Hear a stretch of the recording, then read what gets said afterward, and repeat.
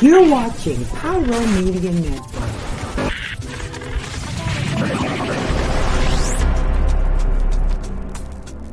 I could be running or I'm chasing you, but I won't. Cause I got better things to do. Rather spend my precious time chasing somebody who loves me too. If I got $1 for every time you slam the door, I would be the richest girl alive, life. If you hadn't run away every time I asked you stay, you would sleep right next to me tonight. But you didn't know me, all you wanted was a game to play, and you couldn't handle that I had my ways. Around your magics and your side chicks, I'm always it's a part of the game. Thank you for tuning in. If this is your first time joining us, welcome. We hope your experience is fruitful. Please feel free to visit our website to find out how you can join our growing family. While we are loading your experience, please do us a quick favor and hit that like button from whichever platform you're watching or listening on. Also, share so others may enjoy as well. And we hope you would consider hitting that subscribe or follow button so you can check out more of our amazing content. All right, let's start the show.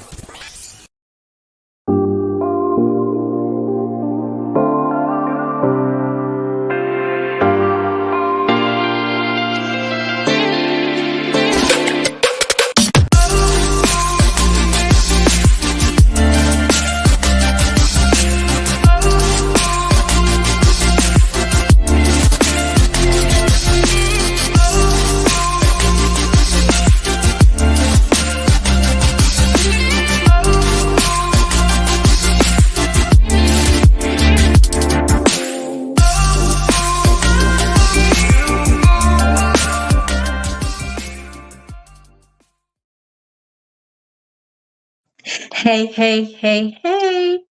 Welcome. My name is Nicole D. Vick, Dr. Nicole D. Vick. This is Nicole D. Vick Live. Happy Friday, Junior. So happy to have you here.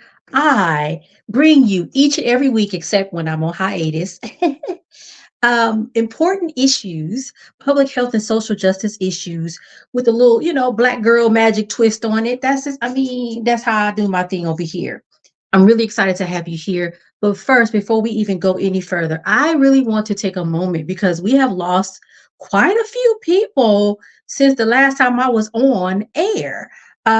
We had another school shooting in Georgia where some lives were lost. So very sad about that. It's just, we got to get to a point in this country where that kind of stuff is not acceptable. It's not okay. We got to get there. We got to. Rich Homie Quan passed away. And that's sad because of his age. I feel like he's really young. And so I'm just really sad about that. And it's trying to hear the circumstances around how he passed. It sounds like there was some substance misuse or some addiction, perhaps. And really sad about that, right? That there may have been an opportunity to save him, but I don't know. There was just a lot going on. James Earl Jones passed. He's 93 when he died, and just has had this amazing life. And I always think about when someone lives that long. My great grandmother was in her 90s when she passed all those years ago, and I'm like, man, just an amazing body of work coming from literally nothing to everything that he's accomplished. Amazing. And then the other day, it was like, wait a minute, hold on, Frankie Beverly? Come on now. What? But again, I think that the lesson here is, who was it? Was it Montel? I was going to say Montel Jordan. Montel Williams. I remember him one time, he was crying on some episode where it's something like when you're born, you cry and the whole world is like kind of, watching you. But when you die, you want to be smiling and the world is crying, right? Like, oh my gosh, we've lost this great talent. Think about people's legacy and what they have contributed to not just our culture, Black culture, but the world, right? And so even though Frankie is gone, think about what he has left us with. some amazing music, and you know how powerful music is in changing lives. So really, really sad, of course, that he's gone, but really, really happy with the contributions that he's made in this world. So rest in peace to all of them, all three of them. Hopefully they are at rest and their souls are at rest, because it's a lot going on in this world. And sometimes, it's hard to deal with people passing, but I hope they're all in a better place right now and are resting peacefully wherever they are, right? All right, let's switch gears a little bit. We just got talking about death, and then it's my birthday month, so I'm still here. So I will be 46 on September 22nd. And I don't know. I don't know. So I think I'm officially in my mid 40s, or is it now late 40s? Because I'm like, wait a minute. Every year, this not working out for me. Every year I get older, I'm like, no, no, no, no. Slow down. But a birthday for me is a time of reflection and a time of like, hey, what have I done this year? What do I want to do in the year coming up and the rest of my life, right? And I will say there's always been some really interesting things that happen to me around my birthday, whether on purpose or not. And I'll just share, like Google was like, girl, 4 years ago, you was doing a virtual book launch for your first book in 2020. And I was like, are you serious? I had totally forgot. They even had the picture of the setup that I had in the room at the time. And let me just say real quick, Pyro Media Network was the producer of my virtual book launch for my very first book 4 years ago. So again, of course, that was intentional, right? But I just always feel like my birthday is always this time of like transition. A lot of times when I break up with somebody, for some reason, it ends up around my birthday. Or something happens where I'm like, oh man, it's usually around my birthday. And so I don't know how y'all feel about your birthdays, but again, there is often a time for me to be like, okay, let me see, what I've done, and let me think about where I can go next. And so actually, I'll kind of give you a preview. Next episode, I'm going to bring on a few friends, and it's going to be the birthday episode. And we're going to kind of talk through some of those things in regards to my life and what they see for me. Because sometimes, you have an idea of what you want to do for yourself, but that is not what other people see for you. They sometimes see more for you than you see for yourself. So it'll be really exciting to have that conversation and to reflect. What else is going on? I'll talk briefly about some things that I've been into lately, and then we'll go into commercial. I have been watching a lot of TV. I have not been watching TV for years. I am a YouTube watcher, but my daughter got me back into television. And of course, I'm not in school anymore. So I'm like, we finna watch TV. But I want to share. I was going to share it last week, but I didn't get around, we didn't get around to it. But just real quick, there's two things I want you to be watching on TV. You got to watch Reasonable Doubt. If you are not watching Reasonable Doubt, I don't know what's wrong with you. It is on Hulu. Yes, on Hulu. And it's sort of a law-ish kind of show. So if you like that kind of thing, definitely, tune in. But it has me like, wow. And one of the reasons why I love it is because it's set in, and because the cast is primarily Black, you will see, like, for me, I'm like, oh, that's Leimert Park, right? Like, I'm like, immediately, that literally is any one of the houses in Leimert Park. Or like when she was jogging, I'm like, she's in View Park, jogging up one of the hills. So I like that it is, of course, a Black cast, but that they're in the community, they're in the neighborhood. And this lady right here, Emma Yahtzee, Cornaldi, child, that she plays an attorney on the show, and there's Morris Chestnut came in on season 2, but season 1 had me in the chokehold. And you need to watch this show. I promise you, it is such a good show. It's so good. And the other one I'll share with you is called Found. Found is on Peacock. My daughter's like, Mom, I need you to watch this show. She said, because I watched it, and like, she said it messed with my head, and I need to talk to somebody about this show. So I'm like, okay, that's fine. I'll watch it. I only watched one episode, and my brain will not allow me to watch anymore. I have to process. Let me tell you why. Found is a show about a woman, this woman here, who has like an agency that looks to recover missing children. So, and y'all know this to be true in reality, for real, that Black children and brown children and Native children, when they go missing, don't nobody care. But when somebody else's children, the palm colored people's children, get missing, child, everybody stop the presses. We gonna find this little girl, right? So she specifies her specialty is looking for those children that are often forgotten. And I think that's very admirable, but she works outside of law enforcement, right? Kind of putting a light on the inadequacy of law enforcement to find these children, okay? So that's the premise of the show. Now, the part I think that my daughter was trying to tell me that she's like, I don't know, I can't, my brain.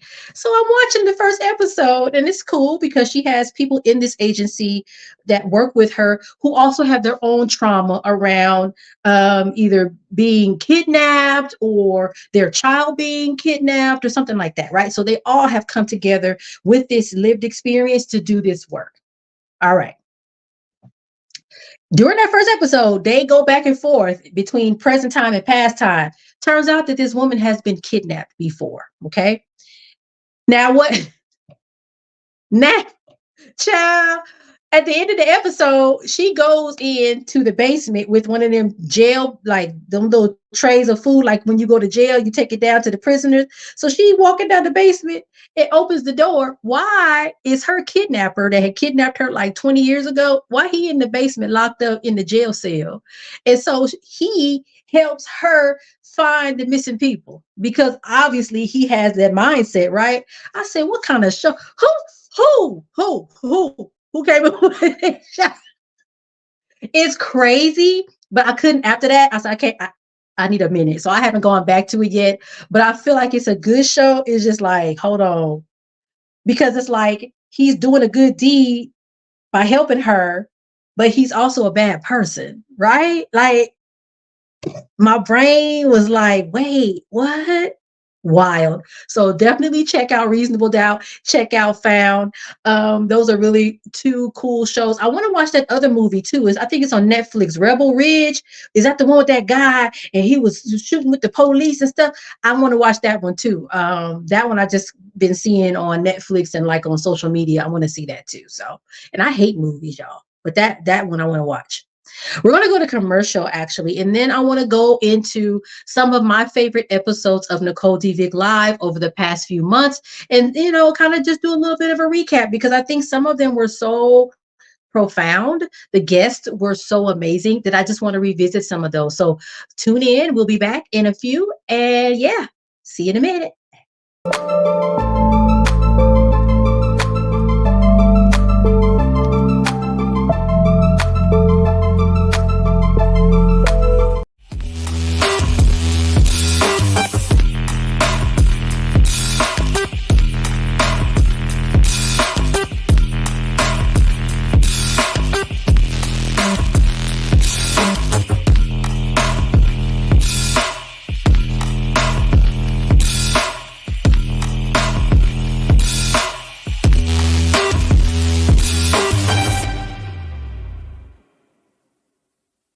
Elevate your entertainment with Watch Vim.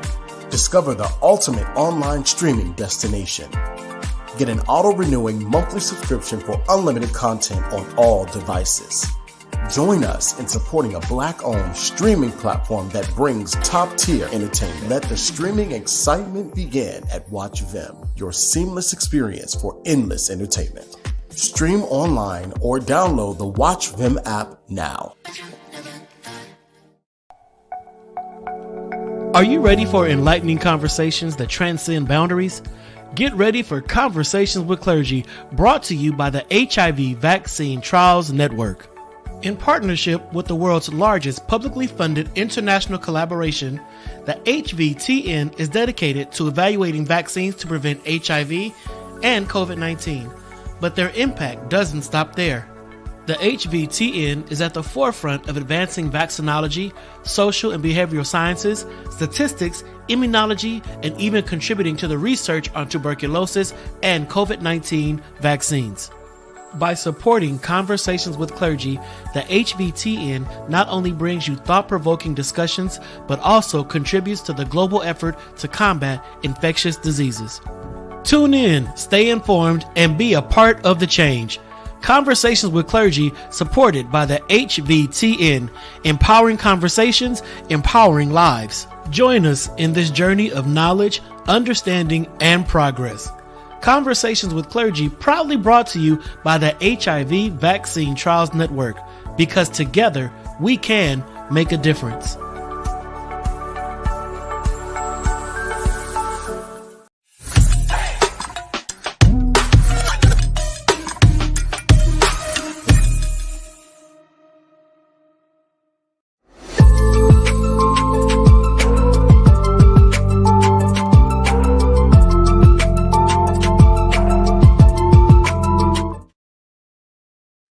And we're back. And we're back. Hey.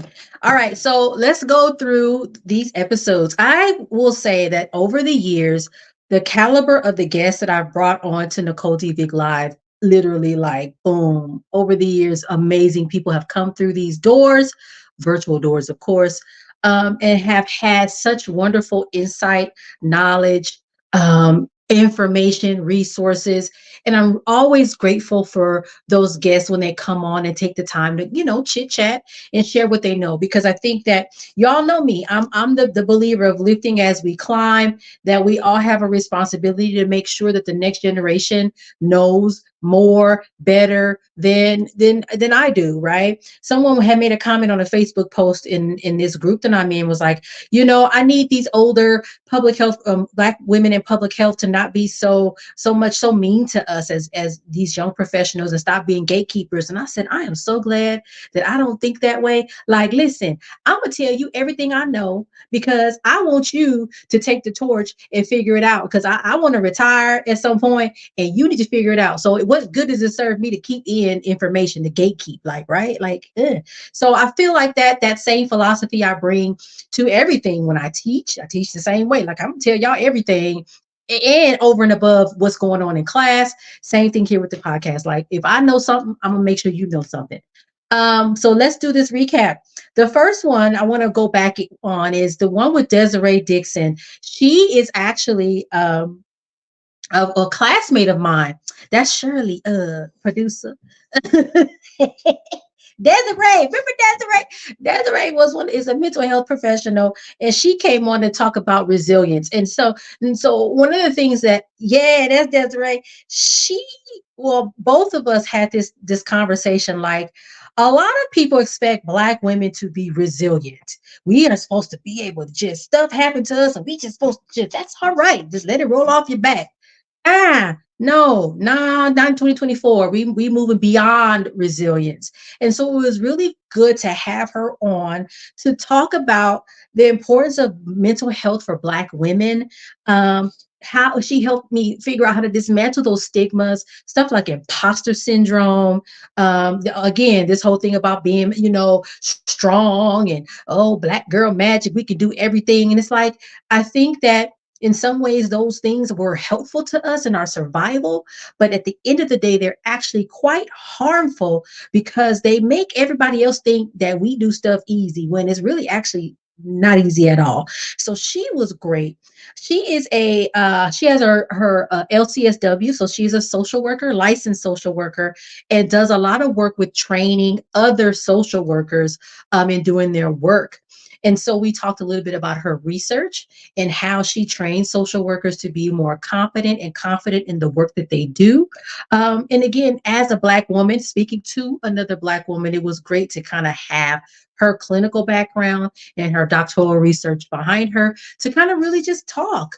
I think we had just had, or not too long ago at that time, had that woman that worked at that university who had died by suicide. She was being harassed at work. So there was a lot of things that were happening around that time. And it was just a perfect time to have that conversation with her. So check that episode out. You can find it, of course, here on the Pyro Media Network on YouTube. All the videos are there. The second one that I loved so much was with Delora. Oh, Delora Ellis Gant. We talked about reparations, specifically what reparations could mean for the Black worker. And Delora works for an organization that supports Black workers, a certain type of Black worker. And so it was really cool to have that conversation with her. We had it around Juneteenth, right? So it was about, well, reparations could be a form of liberation for us as Black people. But then we had that extra layer of, well, what does that mean for people that are working, for Black workers? And so she shared her experience with Juneteenth celebrations. She's from Texas, where, the whole Juneteenth celebrations began. So she has a different perspective about what Juneteenth means. And I think our conversation around reparations was really interesting as well. I will say this, there has been some interesting things happening at the state level around reparations. Now, some years ago, they had set up this reparations sort of task force that created this this document is like at least 100 pages or more about how reparations could look in the state of California and some of the harms that happened in California. Oh, it was a wonderful document. And then there are some Black legislators at the state level that said, okay, let's take that document, pull out some policies, create policies around these, and let's make sure we push them through the state, government, have the governor sign off on them and everything. Now, I don't know, so y'all correct me if I'm wrong, but something had happened. And what had happened was there were a couple of bills that were supposed to go through, and I think one of them was to create an oversight committee. So there's the task force that created the guidelines and recommendations, but there was another bill that was supposed to set up an agency for this reparations work to actually happen, right? Task force creates all the documents that say, yes, this should happen and why. This committee, this organization would actually be the one to kind of run it forward, right? Apparently, when it got to where it was supposed to go to be made into the law and do the thing, it didn't happen. And so a lot of people who drove up there, like folks that were engaged in this work, drove up to Sacramento and were very upset about that. And I think the governor kind of started to kind of dial back sort of his thoughts about reparations. Oh, it shouldn't focus solely on money. And it's like, okay.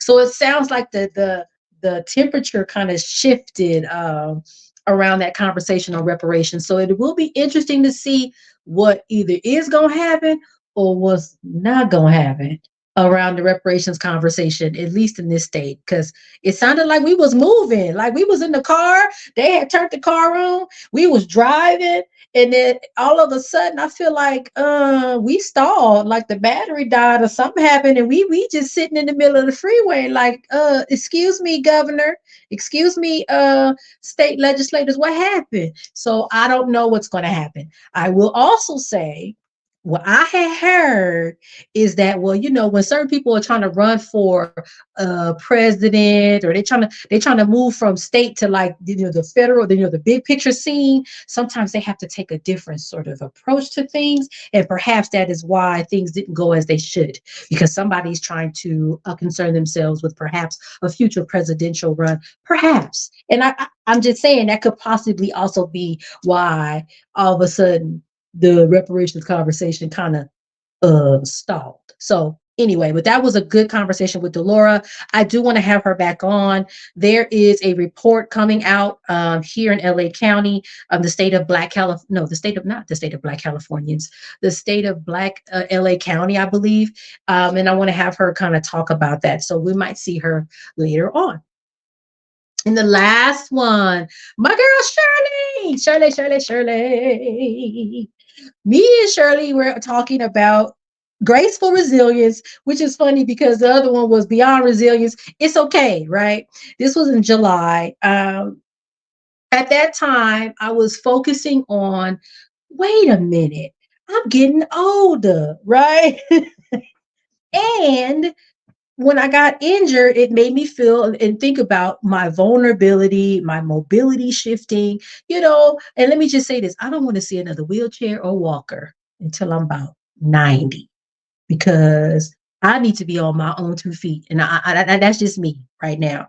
That's how I feel right now. That's just my feeling about it. But anyway, I was talking to her about that because I had found some research that was talking about the fact that many Black women struggle in retirement for a number of reasons, right? Some of us either marry later or not at all. Our spouses pass before we do, kind of leaving us economically unstable. A lot of us, unfortunately, if we are retired, end up having to re-enter the workforce because our salaries or our pensions aren't keeping up with our daily needs. Sometimes our kids are gone, they're moved away, or maybe we don't even have kids. So there's sort of not those support systems that can help us as we age. They also talked about things like the types of jobs that we end up having. Sometimes you get stuck and pigeonholed into a certain occupation where your salary is lower. So your pension isn't going to be what you would want it to be anyway, because of your sort of earning ability to make a living. And so she and I were talking about this whole idea of independence versus interdependence. And at the time, again, this is my lived experience and positionality. I'm like, I want to be independent. I want to be able to get up, do what I want to do, jump in the car. And right now I can't do that. So I think that's just what my limited frame of vision right now, which is, understandable. But she was really kind of pushing back on, we need to learn to be interdependent and create sort of this type of life that we want. So that when we get to our older years and we have less mobility, we have less, salary, we have less of a network, we've already created one for ourselves. And so that was a really good conversation. We talked about, hey, how do we plan for our finances? Where, to make sure that we're okay. And the reality is, for a lot of us, it's not feasible. We work paycheck to paycheck. But are there other ways where we can make things happen? Do we need to live together, move in, and have roommates in a house or an apartment so that we can sort of pool our resources? So that was also a really, really, really good conversation as well. All of these episodes you can find on Pyro Media Network. And again, they were amazing guests with an amazing breadth of knowledge. And it was just really great. So having said all of that, I just want to kind of give you the wrap up a little bit for the rest of this month. The next week's episode will be, as I mentioned, a birthday episode, because my birthday will be a few days after the 19th. And I'm going to have some friends that I've known. Some of them I haven't even met in person, but we have a really great relationship. I wanted to bring them on to chit chat with me on my birthday and, offer words of wisdom. Again, like I said earlier, maybe they see something in me that I don't see in myself. Maybe they can call that out. And we just have a good old time and have fun. So I'm really excited about that. And I think for that last week of September, I think I might rerun that episode that my daughter and I did together on my birthday. Because she be clowning me. And I be like, why are you so mean to your mama? I'm the one that gave life to you and you treat me so bad. I don't understand. But it was funny. And so I'll definitely rerun that episode again. Now in October, I've already started to get my guests lined up. We're going to have a conversation around healthcare. We have to. We absolutely have to. Because if you've been following me on LinkedIn and even a little bit on Instagram, I've talked about it. Somebody's playing in my face. And it ain't it. No, ma'am. We got to talk about it. Like how to pick your medical insurance, how to pick your medical group, which is different than your health insurance. Your medical group is different than your health insurance. What to do when you feel like you've been done wrong, and who to complain to, because there are certain places where you can complain. So I want to have conversations with a couple of guests over the month of October around those really, really important issues. Hopefully the first episode will be Rhonda Smith, who runs California Black Health Network. I want to have her on. I was talking to someone else around mental health aspects that are related to injury and disability that sometimes I don't think people really understand or think about. We're going to talk about that.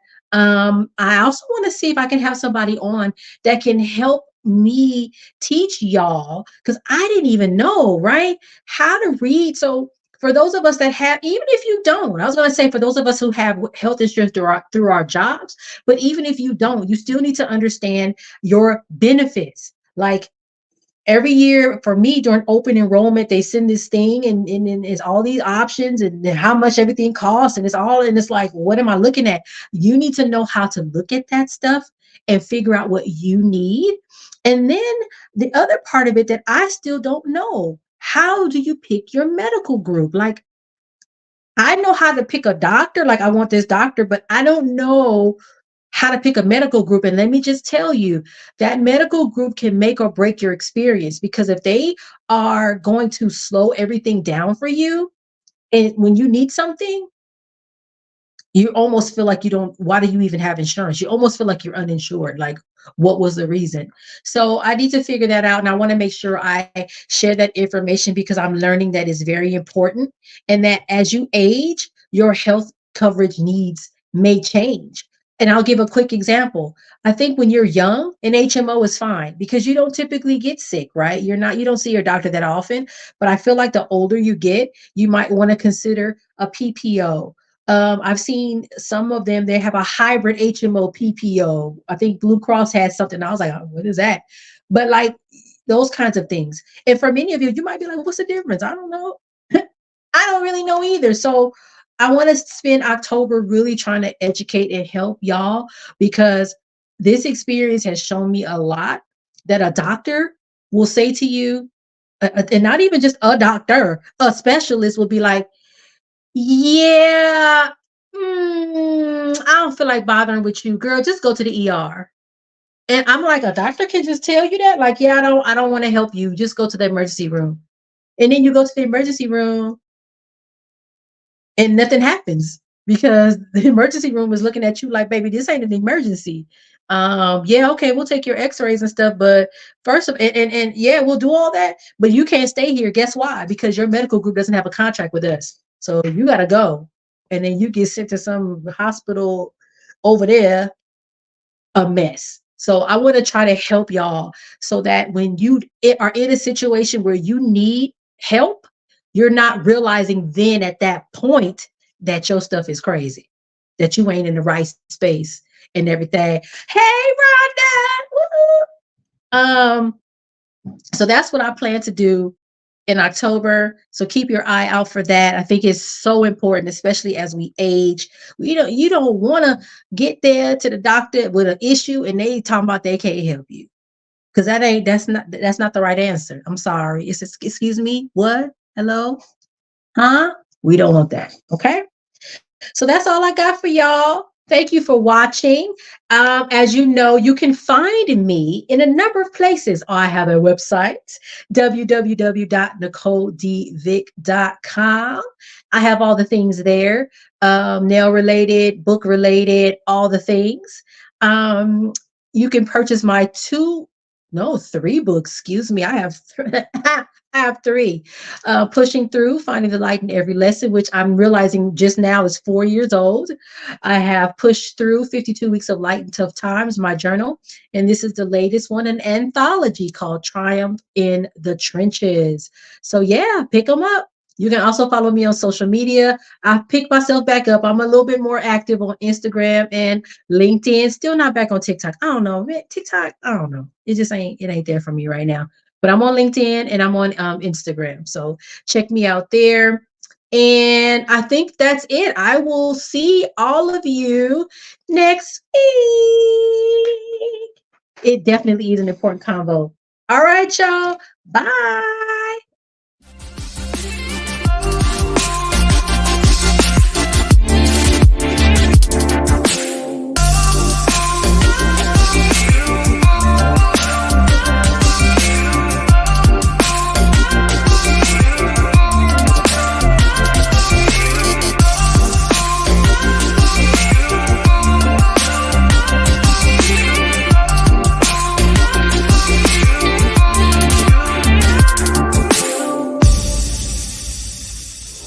Thank you for watching Pyro Media Network. For more information, please visit pyromedianetwork.com.